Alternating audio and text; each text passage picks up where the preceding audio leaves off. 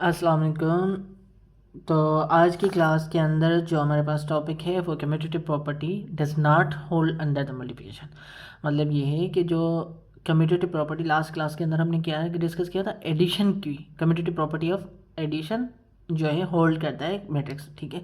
लेकिन जो हमारे बुक्स के अंदर ये बताया गया है कि जो इन जनरल देखेंगे तो जो कम्यूटेटिव प्रॉपर्टी है मल्टीप्लिकेशन के अंदर होल्ड नहीं करती, ठीक है। अब लेट सपोज क्या बोला है कि ए डॉट बी करते हैं तो बराबर बी डॉट ए नहीं आता। समझ आई बात। अब ये चीज़ हमें प्रूव करनी है, ठीक है, कि हाँ जो हमारे बुक्स ने कहा है क्या इधर ये सही है या नहीं, प्रूव करना है, ठीक है। तो उसी चीज़ को हम प्रूव करेंगे आज के लेक्चर के अंदर। A dot B is not equal to B dot A, ठीक। तो मैंने एक जो है एग्जांपल लिया है जो हमारे बुक्स के अंदर अवेलेबल है, ठीक है। उसी को पिक करते हैं, ठीक। तो सबसे पहली चीज़ कि हमारे पास दो मैट्रिक्स दिए हुए हैं, ठीक है, ए एंड बी। तो हमारे पास अगर हम नोट करें, ठीक है, ए डॉट बी, फर्स्ट हम जो है लेफ्ट हैंड साइड पिक करते हैं, ठीक।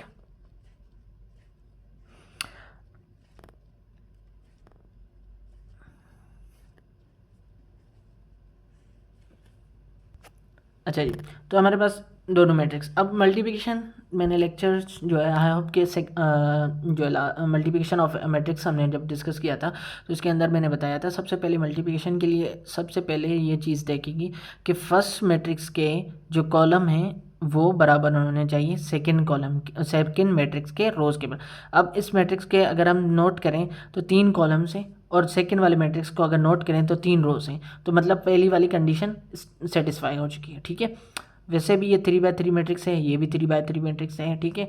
तो इसके कॉलम 3 है और दूसरे वाले मैट्रिक्स का 3 रोज हैं, तो बराबर है, ठीक है, number of rose and number of columns, ठीक। तो मल्टीप्लिकेशन पॉसिबल है। अब उसके बाद मैंने ये बताया था मल्टीप्लिकेशन कैसे करनी है कि फर्स्ट रो को पहले मैट्रिक्स दूसरे मैट्रिक्स के फर्स्ट रो कॉलम के साथ, सेकंड कॉलम के साथ, थर्ड कॉलम के साथ मल्टीप्लिकेशन करना है। इसी तरह जो सेकंड रो को भी इसी तरह मल्टीप्लाई करते हैं, थर्ड रो को भी इसी ही तरह हम मल्टीप्लाई करते हैं, ठीक है। चलें जी, अब हम करते हैं मल्टीप्लिकेशन को। 1 को 3 के साथ मल्टीप्लाई, फिर प्लस 4 को 1 के साथ मल्टीप्लाई, ठीक। फिर 7 को 2 के साथ मल्टीप्लाई, ठीक। इसी तरह first row first column clear. अब फर्स्ट रो सेकंड कॉलम, ठीक। इसी तरह, ठीक है, first row second column clear, first row third column अब, ठीक।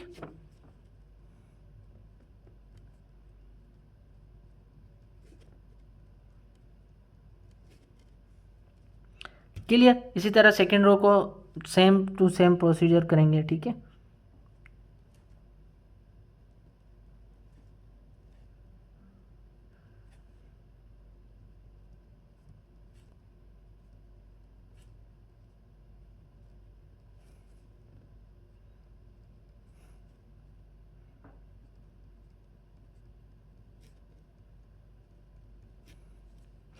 ठीक है, इसी तरह सेकंड रो क्लियर हो गई।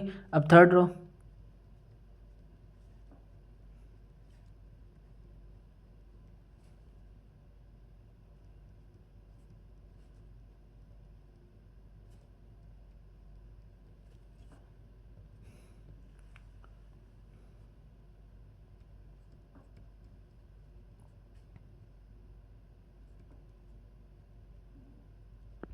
ठीक। अब हम क्या करना है, सॉल्व करना है, सिंपल, ठीक है। तो अगर हम जब सॉल्व करेंगे तो ये हो जाएगा 3, ये हो जाएगा 4, ये हो गया 17, सॉरी 14,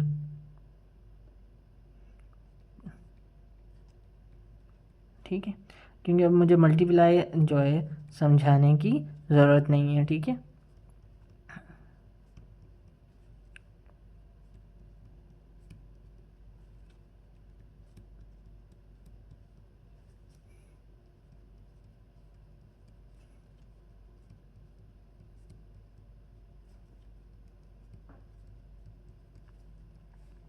ठीक, तो हमने मल्टीप्लाई जो है वो कम्प्लीटली कर लिया है, ठीक। अब हम क्या करते हैं इनको एडिशन। अब जाहिर सी बात है एडिशन भी आपको समझाने की मुझे ज़रूरत नहीं है कि एडिशन किस तरह की जाती है, ठीक। अब बाय कैलकुलेटर के साथ कर लें, बाय ऐसे ही कर लें जैसे आपको सिंपल लगे ऐसे, ठीक है।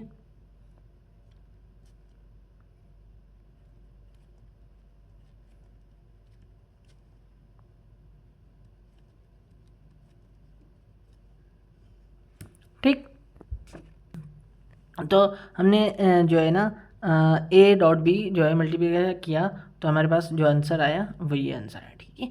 अब हम करते हैं बी डॉट ए, ताकि हमें पता चले कि हाँ इधर बी डॉट ए दोनों के इक्वल आते हैं या नहीं आते, ये चीज़ देखनी है, ठीक है। तो उसको हम करते हैं बी डॉट ए अब। अच्छा जी, तो B dot A dot B कर लिया, तो हम अब करते हैं B dot A. B dot में भी अब देखना है कि मल्टीप्लाई पॉसिबल है, हाँ पॉसिबल है, क्योंकि यह भी 3/3 है, ये भी 3, यानी कि इसके अंदर 3 कॉलम है और सेकंड वाले के अंदर 3 रोज है, तो पॉसिबल है, ठीक है। अब देखते हैं,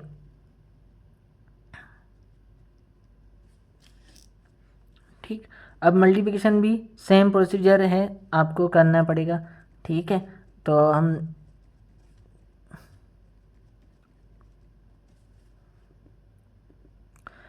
सेम प्रोसीजर सेम अप्लाई होगा जो हम मल्टीप्लिकेशन के अंदर पीछे भी करके आए, उसके से पहले भी कर चुके हैं, ठीक है।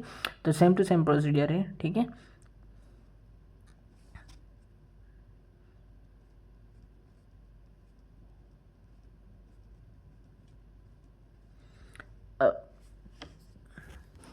क्योंकि आपकी फर्स्ट रो क्लियर हो गई, अब सेकंड रो को देखेंगे पूरे मैट्रिक्स के साथ।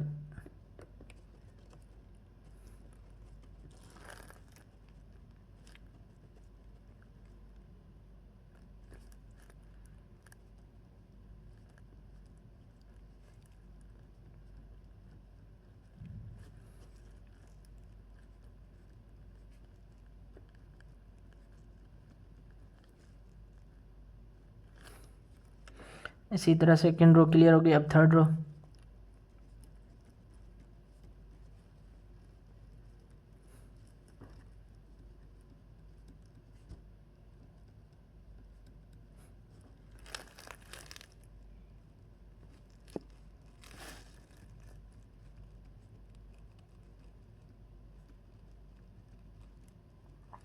ठीक है, तो ये अच्छा जी। और क्योंकि अब मल्टीप्लिकेशन, अब जब एक बार आपने थोड़ा सा मैं शॉर्टकट बता रहा हूँ कि जब एक बार आपने ये पूरा मैट्रिक्स ये रो पूरी इस कॉलम तीनों कॉलम के साथ मल्टीप्लाई किए, ठीक है, 1 2 3 फर्स्ट वाला, 3 5 6, ठीक है, ये वाला, फिर ये वाला।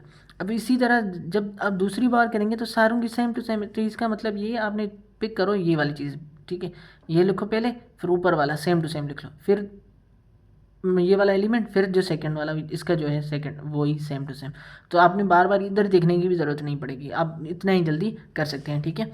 अब हम मल्टीप्लिकेशन को जो है सिंप्लीफाई कर रहे हैं, 3 8 3 1 4 3, ठीक है, 2 +2 +3 +12 +20 +6 4 10 6 8 5 6, ठीक है, 21 32 9 7 16 9 14 8 +9, ठीक है। तो ये आपका जो है मल्टीप्लिकेशन क्लियर हो गई, ठीक है। ठीक है, तो जब हम इनको एडिशन करेंगे, ठीक है, तो हमें एडिशन करने के बाद हमें हमारे पास आंसर क्या है, 14 38 62 8 20 32 7 19 31, ठीक है। अब देखें, जो हमने बी डॉट ए किया तो उसका आंसर ये आ गया, ठीक है। उसका मैट्रिक्स ऑर्डर क्या है, 3/3, ठीक है। अब हम देखते हैं जो ए डॉट बी किया था उसका ऑर्डर भी देखें, उसका आंसर क्या है, 21 19 12 27 26 15 33 33 एंड 18, तो ये उसका आया, ठीक है।